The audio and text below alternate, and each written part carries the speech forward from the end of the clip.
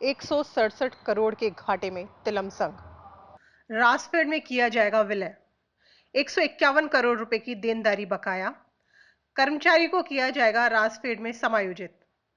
पिछले काफी समय से घाटे में चल रहे तिलमसंग का अब राजफेड में विलय किया जाएगा। इस विलय पर राज्य सरकार ने मोहर लगा दी है। तिलमसंग तकरीबन 167 करोड़ रुपए के घाटे में चल रहा है और लगभग 151 करोड़ रुपए की देनदारी अभी उस पर है। तिलमसंग के घाटे को देखते हुए सहकारिता के ढांचे को मजबूत करने की दिशा में यह कदम उठाया जा रहा है। यह निर्णय गुरुवार को शासन सचिवालय में तिलमसंग के राजफेड में विलय को लेकर हुई बैठक में लिया गया।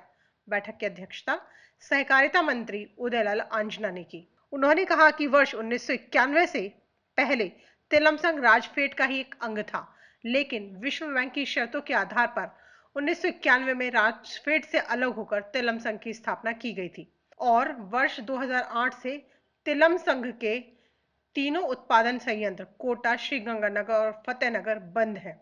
इन संयंत्रों की मशीनरी भी पुरानी हो चुकी है।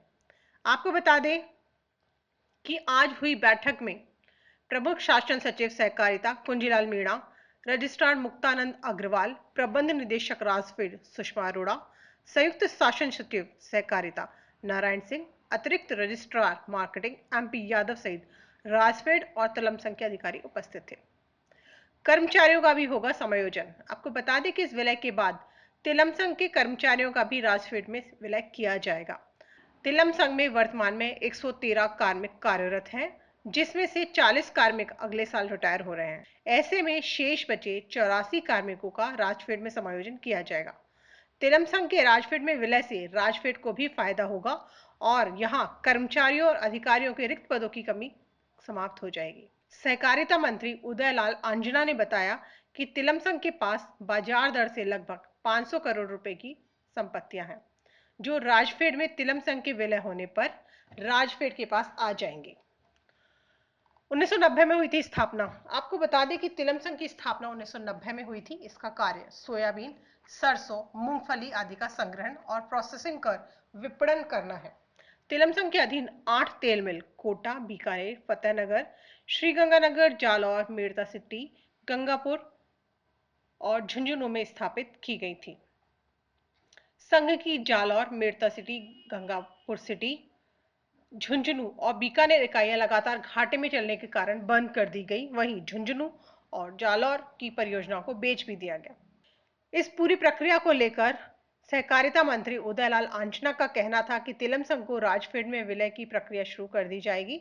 तिलमसंग वर्तमान में लगभग 167 करोड़ रुपए के घाटे में है और लगभग 151 करोड़ रुपए की देनदारियां हैं।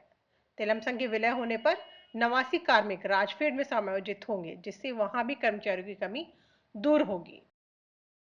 आज महत्वपूर्ण बैठक सभी विभाग के अधिकारियों की तिलमसंग और राजफेड के विलय के मामले में रखी थी, चर्चा की। यह 91 में ही तिलमसंग का गठन हुआ था। राजफेड से ही इसको उधर बनाया गया था। उस समय एक नया काम शुरू करना था और वर्ल्ड बैंक ने कंडीशन डाली थी कि आप अलग एक सब्सिडरी कंपनी बनाओ या संघ बनाओ, जिसके तहत हम ऋण देंगे। तो नाबार्ड से ऋण इसी कंडीशन पे दिया था कि आप एक सब्सिडरी कंपनी अलग बना करके, संघ अलग बना करके आप व्यवसाय करना चाहती सरकार, राजफेड करना चाहता है, तो इसके तहत ऋण मिला था और वो अलग अलग चल रहे थे। लेकिन मेरा ये मानना है निजी लाइफ में वैसे भी कि व्यवसाय सरकार के ज़्यादा माफिक नहीं आते हैं। सरकार के काम में अक्सर घाटा लगता है और जब से मैंने विभाग संभाला, जब से 8 से तो ये मामला बंद ही था। अब तिलमसंग का कोई व्यवसाय नहीं हो रहा था। 8 से लगाकर 18 हो गए, 10 साल से सभी प्लांट बंद है और कर्मचारी बैठे हुए हैं, छोटा मोटा काम कर रहे थे। घाटा दिन दिन बढ़ रहा था, इसलिए विचार आया था कि अपन क्यों नहीं इसको वापस राजफेड में विलय कर दें।